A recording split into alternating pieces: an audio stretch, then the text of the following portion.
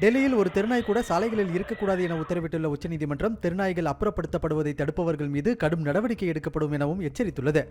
டெல்லியை அடுத்துள்ள குருகிராம், நொய்டா மற்றும் காசியாபாத் ஆகிய பிரதான பகுதிகளில் குழந்தைகள் மற்றும் முதியவர்கள் நாய்க்கடியால் பாதிக்கப்படுவது நாள்தோறும் தலைப்புச் செய்தியாகி வந்தது. எனவே இந்த விவகாரத்தை தாமாக முன்வந்து விசாரித்த உச்சநீதிமன்ற அமர்வு டெல்லியில் தெருநாய்கள் இல்லாத வகையில் ஒரு சூழலை உருவாக்க வேண்டும் என உத்தரவிட்டுள்ளது. டெல்லி மாநகராட்சி இன்னும் 8 வாரங்களில் நகர்ப்பகுதிக்கு வெளியில் தெருநாய்களுக்கான காப்பகத்தை உருவாக்க வேண்டும் என்றும் அங்கு சிசிடிவி கேமராக்களை பொருத்தி நாய்களை தினசரி பராமரிக்க வேண்டும் எனவும் உத்தரவிட்டுள்ளது. உச்சநீதிமன்றத்தின் இந்த உத்தரவை காங்கிரஸ் மூத்த தலைவர் ப. சிதம்பரம் போன்றவர்கள் வரவேற்கும் நிலையில் விலங்கு நல ஆர்வலரும் பாஜகவின் முன்னாள் எம்பியுமான மேனகா காந்தி இந்த உத்தரவு பகுத்தறிவின்றி பிறப்பிக்கப்பட்டுள்ளதாக விமர்சித்துள்ளார்.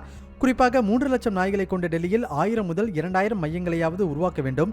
அதற்கு டெல்லியில் எங்கேயாவது இடம் இருக்கிறதா? அப்படியே உருவாக்க நினைத்தாலும் அந்த தங்குமிடங்களை உருவாக்க குறைந்தது 15,000 கோடி ரூபாய் செலவழிக்க வேண்டும். எனவே இது செயல்படுத்தக்கூடிய ஒரு உத்தரவு அல்ல என அவர் தெரிவித்துள்ளார்.